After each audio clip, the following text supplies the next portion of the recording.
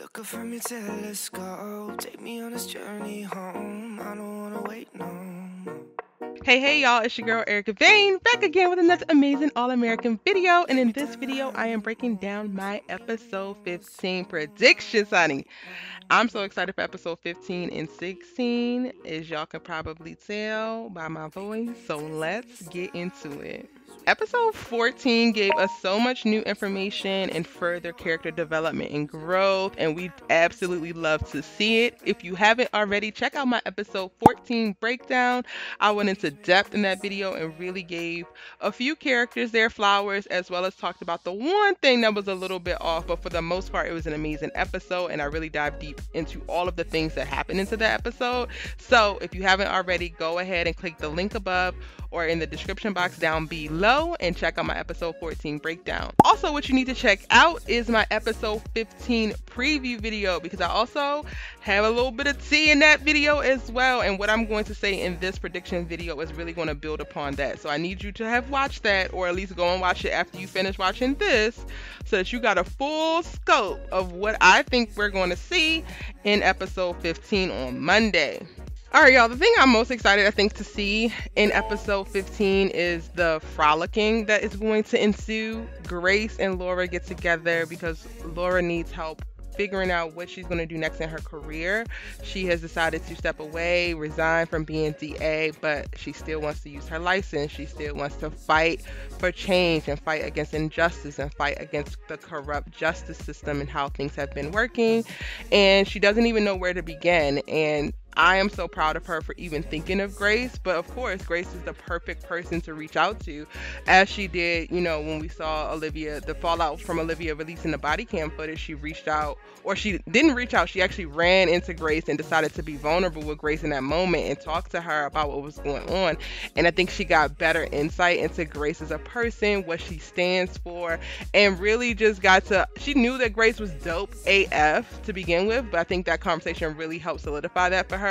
So now she actually is reaching out to her in episode 15, and I'm excited about it. And what turns out to be like a career advice, life type of situation, let's talk, help me figure it out, girl, what do you think, turns into a little turn up situation, and I ain't even mad at it, because Laura is having a year, child. Like, she's having a year and a half that I wouldn't wish on my worst enemy, okay? Not only has her husband been checked out, and not like in a super horrible way, but like, let's call a spade a spade. Billy has been focusing on football. That is what has breathed life back into his life. He was depressed before becoming Beverly Hills coach. When Grace calls him up, gets him to put Spencer on his radar, you know, it becomes a win-win, because he can help Spencer get out the hood and make it and try to get to the NFL, while he can turn his team into a winning team. He drills down into focusing on Spencer, which is really great for Spencer, but it disrupts their household, and it was already not stable ground to begin with. Grace allows this other woman's son to come live with them, and she supports him 100% and wants to do right and support her husband, support Spencer, and create a really amazing environment. Come to find out, Billy done slept with the woman whose child is living with her. Now she got to deal with that. We ain't see sis have no real friends. She was running for DA. She gets slandered in the media because now they're separated after finding out about the affair. So she not only she got to process her feelings on her own with no friends in this big old house by her damn self, child. Then she gets it put on Front Street during that campaign. Like, I really feel like Laura has just been having a time, and to see them in episode 15 be able to cut loose a little bit, have a few drinks, really have her enjoy other adults' company, because literally, y'all, we have only seen Laura in company with other adults when she was gathering somebody or letting people know what the law was going to be, like that conversation with Simone's mama and daddy when she was like, this annulment is happening, or while she was campaigning and she was, you know, having dinner with potential donors and, you know, people to partner with and things like that. We have yet to see Laura really be able to enjoy herself. We have yet to be able to see Laura just be a full person and actually have additional joy. Now, I don't think that the whole entire time that we have seen her, she's been struggling, because I think that she has had a smile on her face. She really loved having Spencer in the house and all that, but I want to take a second and really be mindful of like all of what has been asked of her in the last year and a half, and how she's risen to the occasion, and how she's been met with some disrespect, how she's been met with, and this is coming from her own kids, lies and secrecy, and and her husband. So like I said, I'm excited most to see them frolicking all up and through Crenshaw. Like even seeing Laura hanging out at Crenshaw Cafe with Grace, I'm like, the whole episode could be about that, and I think I would be good money, honestly, because we also have in episode 16 coming the Friendsgiving episode. So yes, I am predicting that Grace and Laura are going to have a great time, and this is the start of their best friendship. I am shipping Grace and Laura as BFFs in season 4, period. In the episode, we're also going to see Spencer and Frosto. Child, I just can't. Again, please watch my episode 15 preview video, because I really don't want to jump back into Spencer and Frosto. I'm not going to repeat anything that I already said, and I really went into depth in that video about them because I'm over Frosto and his attitude. But I do think that by way of predictions, I think that they're going to have this little night that they're having. Frosto gonna kick up dust because that's what Frosto do, but by the end of the night, they're gonna be cool. They're gonna be cool, they lie. And that's just what it's gonna have to be. Even if they're not, who cares? Frosto, like, what position do you even play? I don't even know. Like, I can't. I'm sorry, y'all. I ain't gonna be able to give Frosto no energy in this predictions video. I am hoping though that it allows for Spencer to really dive back deep into him being in a comfortable place by way of his team, because in episode 14, man, we saw him take a moment to go back to his little selfish bag and to go back to his self-centered bag and really not be able to rally the troops. So hopefully, I'm just hoping to see that we get the growth that we have started to see and have seen in Spencer continue by way of him even being able to just do the right thing. Even if Frosto still chooses violence, I want Spencer to do the right thing, present, the dope human he is, and let that be that. I'm most interested in seeing the interaction between Frosto and Spencer and Asher and Jordan. I think that Asher and Jordan are kicking in because they haven't been around each other. I think Asher feels a little bit neglected, which is how Asher and Jordan actually end up together anyway, because we know that Jordan didn't tell Asher about the wedding and all of that, and Asher definitely can feel how Spencer and Jordan are much closer. And then I also feel like the seeds for Jordan coming back this season are going to get placed in this episode, or at least they're going to clue Asher in on it. So Jordan might mention that he's been training with Spencer, and they might have a little dust up about that. But for the most part, I think it's going to be a pretty even kill night. A little bit of, back and forth, a little bit of tensions, but overall, Asher and Jordan going to be good too. Hopefully Spencer and Frosto will be good. And then hopefully the two duos will be good, because I think that before being integrated and actually introduced to people, it's very off-putting going into the Beverly Hills world and interacting with those teens. But like, Chris found his way, and Chris is like now cool with the crew, the Beverly Hills crew. I think that Frosto, if he can let his guard down and take this chip off his shoulder, he would be cool with them as well. So aside from, the natural tension of like them seeming like they have everything and you feeling this type of way about that, I think that if he allows it to be, this could be a really cool night for Frosto to just do something different and experience some new people. All right, Carter and Billy. Child, this is another thing I'm also over. I've been talking about them a lot lately. Carter and Billy. Hopefully this is going to be the thing that dids it. Carter swings on Billy in the trailer. Thank God. Hopefully this is all the aggression that he needed to get out. Maybe he just needed to get that swing off. He needed Billy to catch these hands real quick. And I'm not mad at it. Okay, cool.